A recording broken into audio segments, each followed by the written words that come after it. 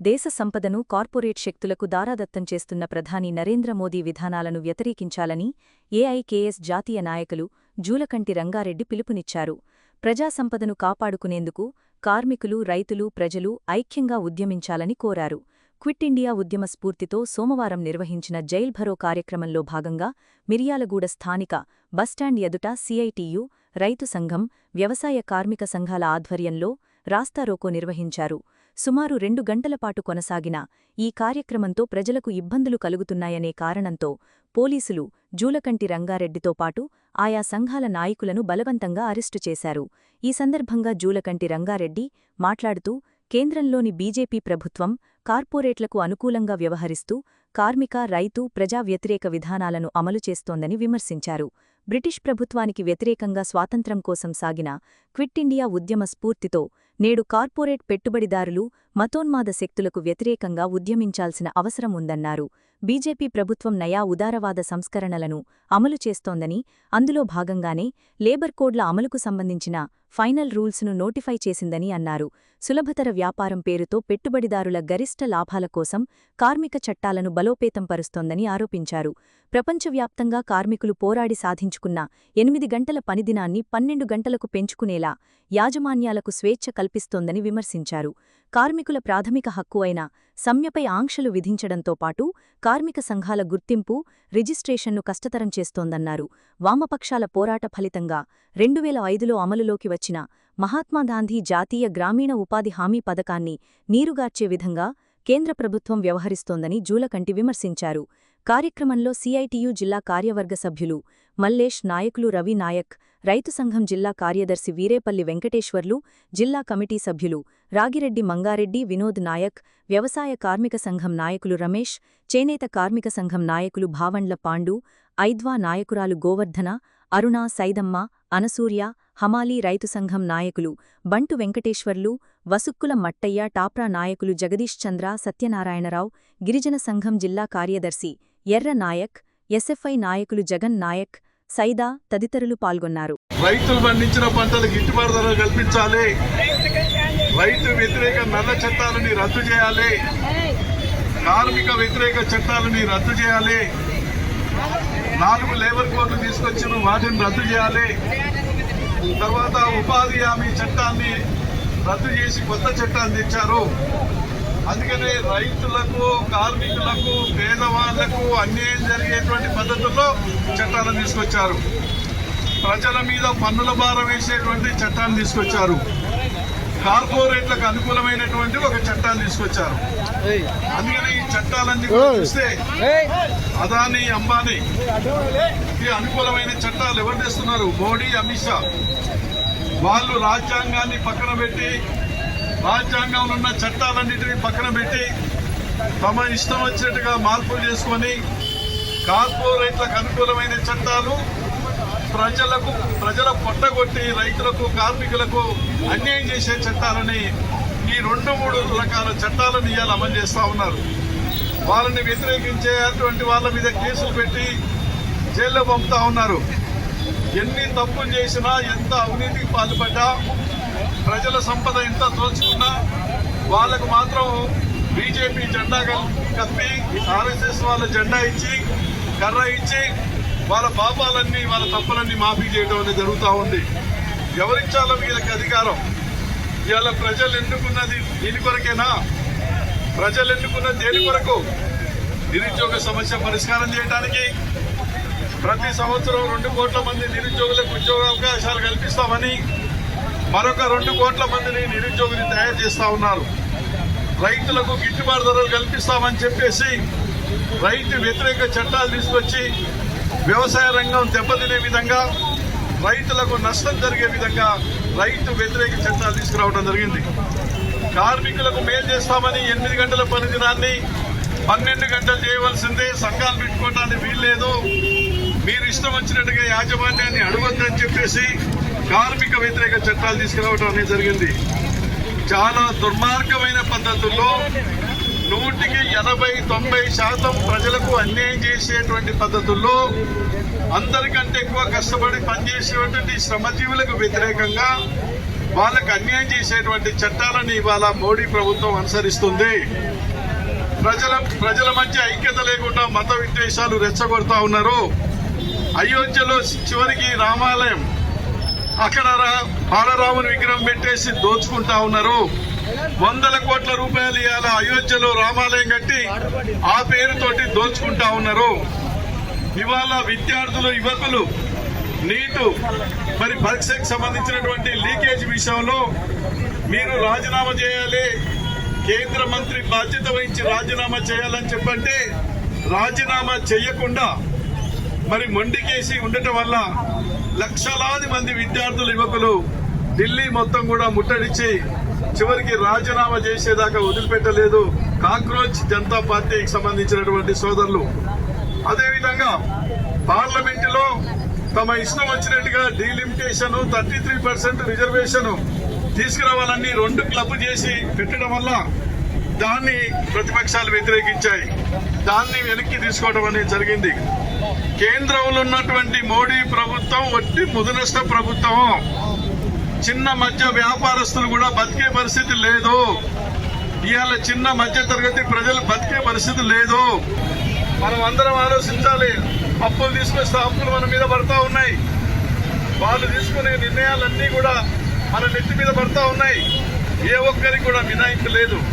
అందుకని వ్యాపారస్తుల, ఉద్యోగుల, కార్మికుల, రైతుల, మహిళల, యువకుల, విద్యార్థులని కాదు అందరికందరూ వీధుల్లోకి వచ్చి మొన్న కాక్రోచ్ సంబంధించినటువంటి పార్టీకి సంబంధించిన విద్యార్థులు, యువకులు ఏ విధంగా లక్షల మంది వీధుల్లోకి వచ్చి పోట్లాడారో అదే రకంగా పోట్లాడకపోతే మన దేశంలో సంపద మిగలదు.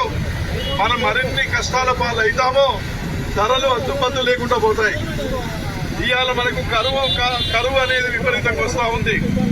ఎలినో వచ్చిన తర్వాత ఈ కరువు అనేటువంటిది వస్తూ ఉన్నది. వ్యవసాయ శాస్త్రవేత్తలు, పర్యావరణ శాస్త్రవేత్తలు చెప్తా ఉన్నారు. ఎందుకంటే వాతావరణం సమతుల్యత అనేది లేకపోవటం వల్లనే ఇవాళ వర్షాలు రావడం లేదు, ఎండలు వస్తూ ఉన్నాయి. దీనికి పాలకులు చేసిన పాపాలే. అడవులు కొట్టేయటం వల్ల, చెట్లు లేకపోవడం వల్ల ఇవాళ ఈ రకమైనటువంటి వాతావరణం వస్తూ ఉంది. అయితే ఇప్పుడున్న ఈ పరిస్థితుల్లో కృష్ణా జలాలు ఏ రకంగా నికర జలాలు మనకు రాబట్టాలని పోట్లాడాలి. ముఖ్యమంత్రి గారు ఏం చేయాలి? అవసరమైతే ప్రతిపక్షాలన్నింటిని తీసుకొని కేంద్రం మీద, సిడబ్ల్యూసీ మీద ఒత్తిడి తీసుకురావాలి. కర్ణాటక, ఆంధ్ర ప్రభుత్వాల మీద ఒత్తిడి తీసుకురావాలి. అందుకనే ప్రజల యొక్క ఆలోచనల్ని మళ్లించడానికి, రైతులని మభ్యపెట్టడం కొరకే ఈ యొక్క యాగాలు చేస్తా ఉన్నారు. యాగం కాదు చేయవలసింది, త్యాగాలు చేయాలి, పోరాటాలు చేయాలి. కర్ణాటక, ఆంధ్ర, కేంద్రం మీద గట్టిగా ఒత్తిడి తీసుకురావాలి. మనకు రావాల్సిన నీళ్లు రాబట్టడానికి ప్రయత్నం చేయాలి. గోదావరి నీళ్లు కొన్ని ఉపయోగించుకోవాలి. ఇవాళ కాళేశ్వరం ప్రాజెక్టు మీద 1,00,000 కోట్ల పైన ఖర్చు పెట్టారు. 1,00,000 కోట్ల పైన వడ్డీలు ఎవరు కడుతున్నారు? మనం అందరం కడతా ఉన్నాం. పోలీస్ బ్రదర్స్ కడుతున్నారు, మనం కడుతున్నాం. ఎవరికి మినహాయింపు లేదు, అందరం కడతా ఉన్నాం, అప్పు వడ్డీ కూడా. కాబట్టి 1,00,000 కోట్ల పైన ఖర్చు పెట్టి దాన్ని గాలి వదిలేసి ఇలా గోదావరిలో నీళ్లు విపరీతంగా పోతా ఉన్నాయి. దాన్ని పట్టించుకునే దిక్కు లేదు. ఊరికినే మాట్లాడటం కాదు.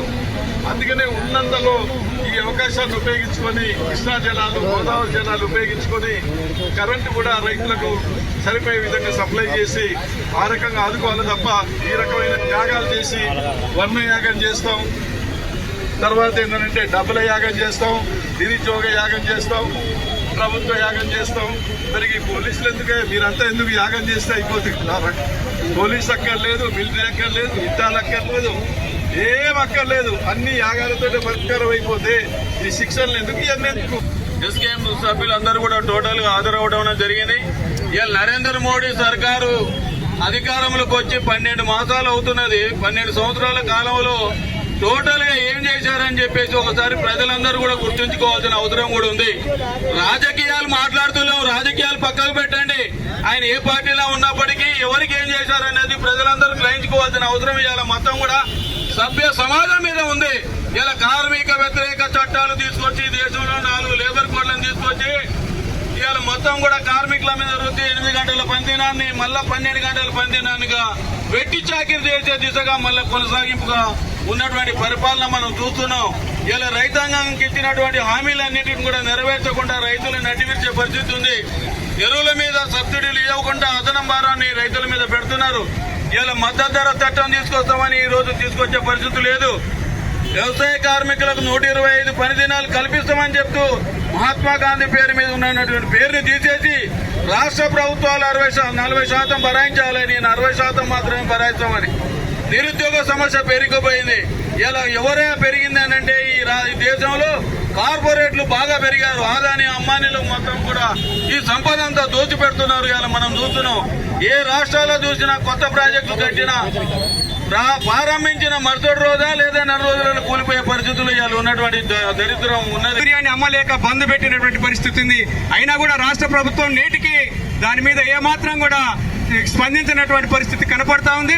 ప్రభుత్వం దృష్టికి వెళ్ళినా కూడా ఇప్పటి వరకు మార్కెట్ అధికారులతో మాట్లాడటం కానీ రవాణా ఛార్జీల విషయంలో మాట్లాడి ఈ రోజు రైతాంగానికి యూరియాను అందుబాటులోకి తీసుకొచ్చేటువంటి పరిస్థితి లేకుండా పోతా ఉన్నది. అదేవిధంగా యూపీఏ ప్రభుత్వం 1లో వామపక్షాల ఒత్తిడితో వచ్చినటువంటి జాతీయ గ్రామీణ ఉపాధి హామీ పథకాన్ని ఈ రోజు 20 సంవత్సరాల తర్వాత ఆ పథకాన్ని నీరుగార్చేటువంటి విధానాలని మన కేంద్ర ప్రభుత్వం అవలంబిస్తా ఉంది.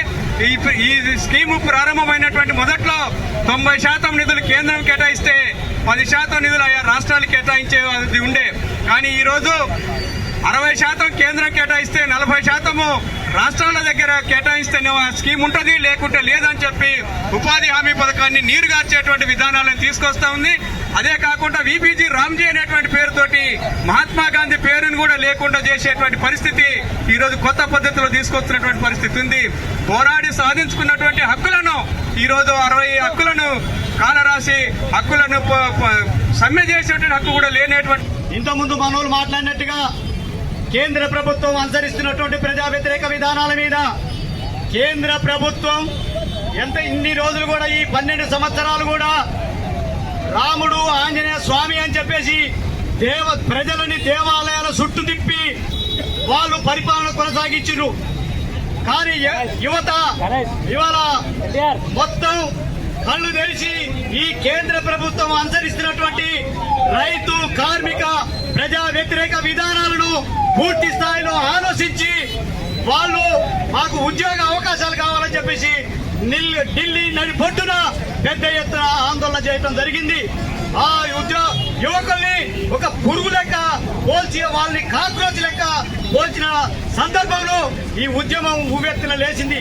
అంతేకాదు ఇవాళ భారతదేశంలో ఆనాడు వామపక్ష పార్టీలు అధికారంలో ఉండి గ్రామీణ ప్రాంతాలలో ప్రజలు వలసలు పోతుర్రు, వాళ్ళు అంబలు దాటేందుకు కూడా ఏం లేదని చెప్పేసి గ్రామీణ ప్రాంతాల్లో ఉన్న ప్రజలకు ఉపాధి హామీ పనులు కావాలని చెప్పేసి ఉపాధి హామీ చట్టాన్ని తీసుకురావడం జరిగింది.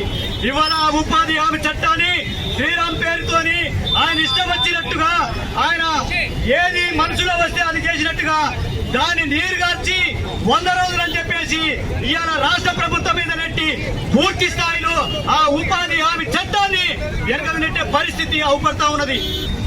ప్రజా సంఘాలన్నీ కలిసి జైలు బరో కార్యక్రమానికి పిలుపునివ్వడం జరిగింది. కేంద్ర ప్రభుత్వం ఆనాడు రైతులంతా కూడా 375 రోజులు సమ్మె చేస్తే ఆ సమ్మెకు తల వగ్గి మరి ఏదైతే నల్ల చట్టాలను తీసుకొచ్చిరో, రైతు వ్యతిరేక చట్టాలను తీసుకొచ్చిరో ఆ చట్టాలని రద్దు చేసుకుంటామని రాతపూర్వకంగా హామీ ఇచ్చి మరి నేటి వరకు కూడా అమలు చేసే పరిస్థితి లేదు. అందుకేంటంటే కేంద్ర ప్రభుత్వం చెప్పేదొకటి చేసేదొకటి దొంగసాటుగా చట్టాలను కూడా అమలు చేసే పరిస్థితి ఈ రోజు ఉన్నది. అట్లాగనే కార్మికులకు మరి 40 చట్టాలను 4 కోళ్లుగా విభజించి వాళ్ళ పరిస్థితులు కూడా దారుణంగా ఉన్నాయి.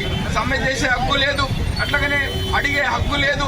ఏదైనా పోరాటం చేస్తే తప్పుడు కేసులు పెట్టి జైళ్లలో పెట్టే పరిస్థితులు ఉన్నాయి. అందుకేంటంటే ఈరోజు దేశవ్యాప్తంగా ప్రజలంతా కూడా కార్మికులంతా కూడా ఏకతాటి మీదకి వచ్చి జైలు బరో కార్యక్రమం చేయడం కూడా జరుగుతుంది.